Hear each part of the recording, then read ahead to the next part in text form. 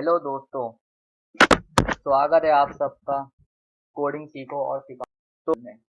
तो हमने ऑलरेडी सी लैंग्वेज की जो सीरीज थी उसको स्टार्ट कर दिया था। उसी की कंटिन्यूशंस में हमारी ये वीडियो रहेगी।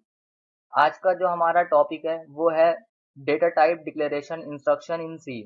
ठीक है, डेटा टाइप्स क्या होते हैं, इंस्ट्रक्शन क्या होते हैं, इस वीडियो में हम सिंपली यही जानेंगे। मैं आपको बता दूं, इंस्ट्रक्शन हमने ऑलरेडी पिछली वीडियो में देखा था। आपको मैं फिर से एक बार रिवाइज कर देता हूँ कि इंस्ट्रक्शंस वगैरह क्या होते हैं। ठीक है, आज का जो ऑब्जेक्टिव है हमारा वो क्या है, आप देखिए। What is instruction and data type declaration instruction. ठीक है, ये हमारा ऑब्जेक्टिव है, हम इसको पढ़ेंगे। इंस्ट्रक्शन, ठीक है। अब इंस्ट्रक्शंस क्या होते हैं, सिंपली हम जब पिछली वीडियो में भी मैंने आपको बताया था कि जब हम किसी भी लैंग्वेज में हिंदी में अगर किसी चीज को लिखते हैं तो हमारी वो वाक्य बन जाती है। ठीक है, अगर किसी चीज को हम इंग्लिश में लिखते हैं तो वही चीज हमारी सेंटेंस बन जाती है। जब किसी भी लैंग्वेज में लिखते हैं, प्रोग्रामिंग लैंग्वेज में, तो वही चीज हमारी इंस्ट्रक्शन बन जाती है। अब इंस्ट्रक्शन हम किन किन टाइप से दे सकते हैं वो मैं आपको बताता हूँ। हम जो इंस्ट्रक्शन देंगे वो किन किन टाइप से देंगे। ओके, तो आप देखिए इंस्ट्रक्शंस हम इन इन चीजों से दे सकते हैं। सबसे पहले, program statement are called instruction. मतलब अगर प्रोग्राम्स में हम स्टेटमेंट लिख रहे हैं तो वो हमारी इंस्ट्रक्शन हो जाएगी। Instruction R command. Instruction basically command है, मतलब हमें कंप्यूटर से एग्जैक्टली कराना क्या है। सपोज अगर हमें दो नंबर को ऐड कराना है तो हम किस तरीके से इंस्ट्रक्शन देंगे कंप्यूटर को। अगर हमें कुछ भी काम कराना है तो किस तरीके से हम इंस्ट्रक्शन देंगे कि हमारा ये काम प्रॉपर तरीके से हमारा कंप्यूटर कर दे, ऑपरेटिंग सिस्टम कर दे। तो ये क्या हुआ, ये एक कमांड हुआ, एक निर्देश हुआ, इंस्ट्रक्शन। ठीक है, किस किस टाइप से हम इंस्ट्रक्शन दे सकते हैं। Data type declaration instruction, input output instruction, arithmetic instruction and control instruction. ठीक है, ये हम इंस्ट्रक्शंस दे सकते हैं। बेसिकली हमने ये पिछले वीडियो में भी कवर किया था, हम सिंपली इस बार और देख लेते हैं। Data type, basically data type जो सी लैंग्वेज में होते हैं वो हम सिर्फ 5 डेटा टाइप्स होते हैं जिन पे हम फोकस करेंगे। ठीक है, मैं यहाँ पर मेंशन कर देता हूँ। फर्स्ट इज इंट, ठीक है, फ्लोट, कैर,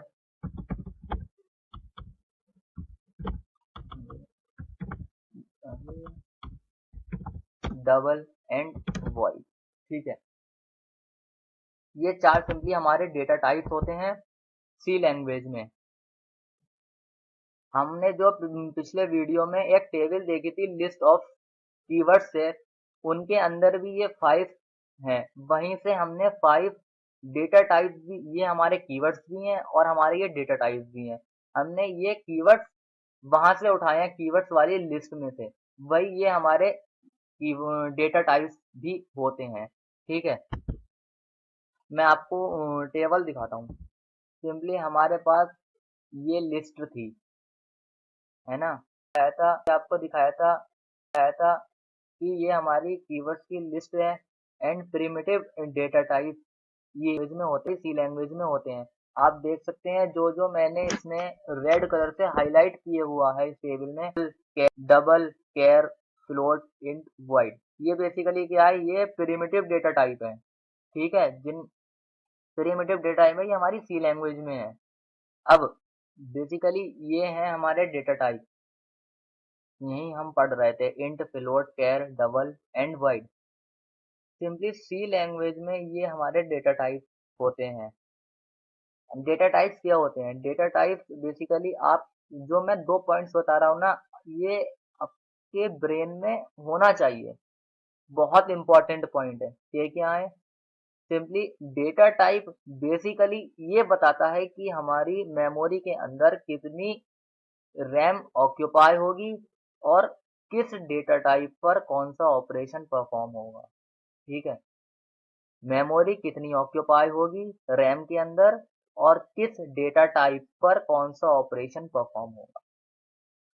हम जो पढ़ेंगे इसमें से 4 डेटा टाइप्स पढ़ेंगे, इंट, फ्लोट, कैर, डबल, ये 4 हम डेटा टाइप्स पढ़ेंगे। जो वॉइड कीवर्ड है वो बेसिकली हम जब आगे थोड़ा चले जाएंगे फंक्शंस वगैरह, उसमें हम देखेंगे कि वॉइड्स वगैरह क्या होते हैं, ठीक है।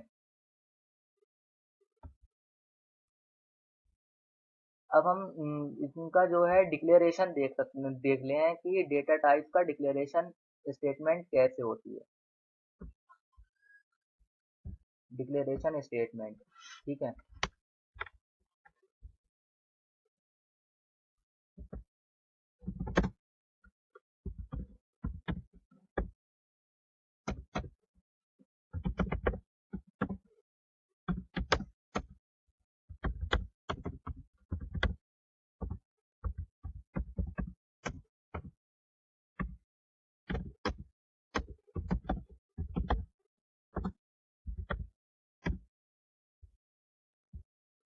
ओके, तो बेसिकली आप स्क्रीन पर देख सकते हैं हमने क्या बोला है।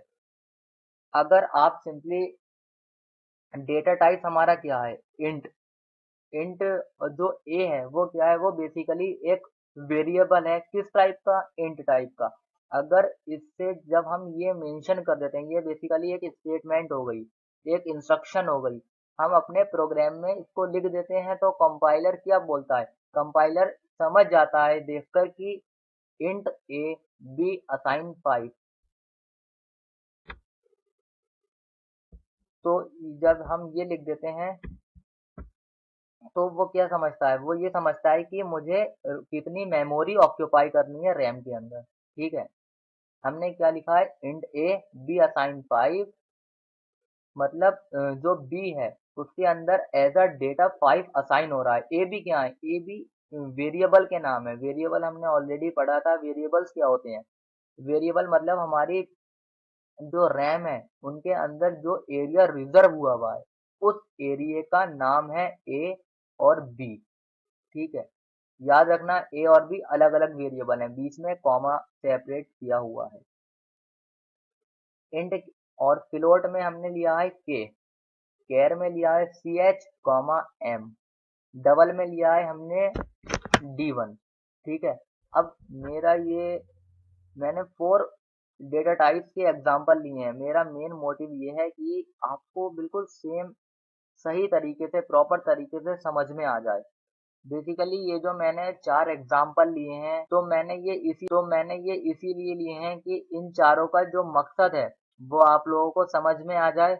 और जो डेटा टाइप्स हम डिक्लेयर करते हैं वो ये होते हैं कि हमें डेटा किस टाइप का हमें डेटा स्टोर कराना है। इंट है तो वो बेसिकली उसमें इंटीजर कांस्टेंट स्टोर होगा सिर्फ इंट में। और फ्लोट देख रहे हैं आप, उसके अंदर रियल कांस्टेंट स्टोर करा सकते हैं। रियल कांस्टेंट मतलब जिसमें पॉइंट के बाद कोई वैल्यू हो तो वो रियल कांस्टेंट होंगी। फ्लोट और डबल, इन दोनों वेरिएबल्स के अंदर हम रियल कांस्टेंट स्टोर करा सकते हैं। अब हमारा जो थर्ड है कैर सी एच कॉमा एम, ये 2 वेरिएबल हैं, याद रखना। इसके अंदर हम सिर्फ सिंगल कोट्स के अंदर एक कैरेक्टर स्टोर करा सकते हैं। इनका डिफरेंस क्या है वो भी मैं आपको बताऊंगा, ठीक है। बेसिकली ये जो इंट है, जब हम डॉक्स बेस्ड आर्किटेक्चर की बात करेंगे तो 2 बाइट्स लेता है।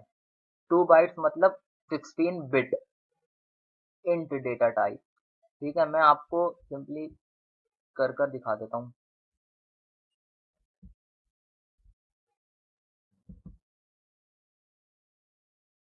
ये हमारी मेमोरी रिजर्व हो गई, ठीक है।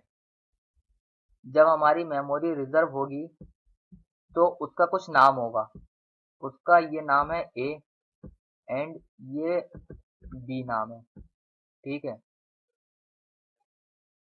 अब फ्लोट आ जाते हैं।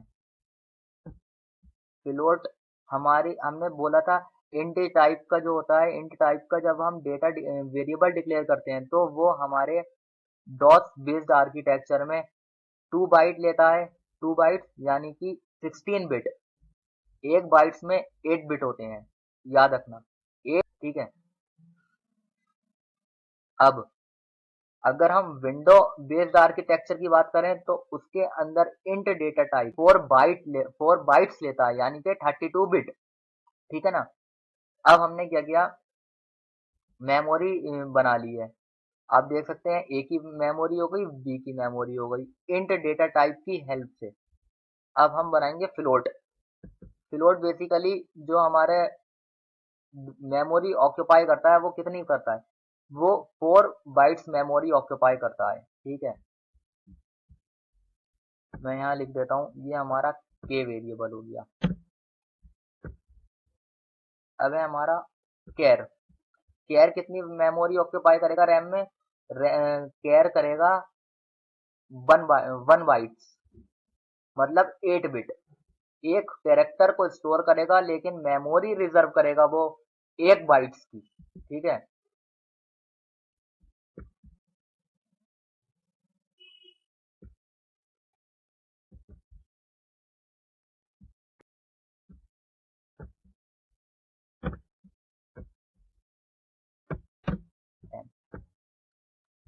अब जो डबल होता है, डबल बेसिकली हमारे जो बिट की 8 बाइट्स की मेमोरी को ऑक्यूपाई करता है। 8 बाइट्स समझते हैं आप कितने बिट हो गए, आप कैलकुलेट कर लीजिए। एक बाइट में, एक बाइट्स में 8 बिट होते हैं, तो आप 8 बाइट्स को समझ लीजिए कितने बिट होंगे। अब ये 8 बिट मेमोरी ऑक्यूपाई करता है। इस मेमोरी से जो रिजर्व एरिया है उसका क्या नाम होगा, सिंपली D1। अब आपको डिफरेंस इसमें समझ आया होगा कि इंट टाइप से बना वेरिएबल 2 बाइट्स लेता है, फ्लोट डेटा टाइप से बना वेरिएबल 4 बाइट्स लेता है, एंड कैर टाइप से बना वेरिएबल 1 बाइट्स लेता है, एंड डबल डेटा टाइप से बना वेरिएबल 8 बाइट्स लेता है, मेमोरी ऑक्यूपाई करता है, ठीक है। अब आप अब आप देख रहे होंगे कि जो है डेटा टाइप है उसमें जो वी वेरिएबल है उसके अंदर एज अ, आज इसको ये मत समझ बी इक्वल 5, इसमें इक्वल का साइन नहीं है, ये बेसिकली है असाइन असाइन ऑपरेटर है। ये हम ऑपरेटर्स वगैरह आगे पढ़ेंगे, लेकिन अभी के लिए ये समझिए ये जो इक्वल टू है ये यहाँ पर इक्वल टू नहीं बोला जाएगा, इसको यहाँ बोला जाएगा असाइनमेंट ऑपरेटर। 5 जो है as a integer constant data, वो हमारे वेरिएबल बी में एज अ स्टोर हो रहा है, ठीक है। बी को हमने इनिशियलाइज कर दिया 5 से। अब आप देख रहे होंगे ए जो है वो इनिशियलाइज हमने नहीं किया है, और ना ही फ्लोट के को इनिशियलाइज किया है, ना हमने कैर सी एच को इनिशियलाइज किया है, ना ही एम को इनिशियलाइज किया है। एंड डबल से जो वेरिएबल्स बन रहे हैं डेटा टाइप से, डबल डेटा टाइप से जो वेरिएबल बन रहे हैं D1 ना, उनको इनिशियलाइज किया है। इसके अंदर जो बाय डिफॉल्ट जो वैल्यू होती है, अगर आप एज अ प्रोग्रामर इनिशियलाइज नहीं करते हैं किसी भी वेरिएबल को, तो उसके अंदर सी लैंग्वेज में याद रखना गार्बेज वैल्यू स्टोर हो जाएगी। कंपाइलर गार्बेज वैल्यू उसके अंदर स्टोर कर देगा किसी भी डेटा किसी भी वेरिएबल्स के अंदर, है ना। अब गार्बेज क्या होता है, गार्बेज वैल्यू क्या होती है, कंपाइलर खुद ही कुछ ना कुछ रैंडमली वैल्यू को स्टोर करा देगा हमारे वेरिएबल्स के अंदर, वो गार्बेज वैल्यू मानी जाएगी। हाँ जी, ओके। तो आज का जो हमारा टॉपिक था वो यही था कि डेटा टाइप्स डिक्लेरेशन क्या होता है, आपको ये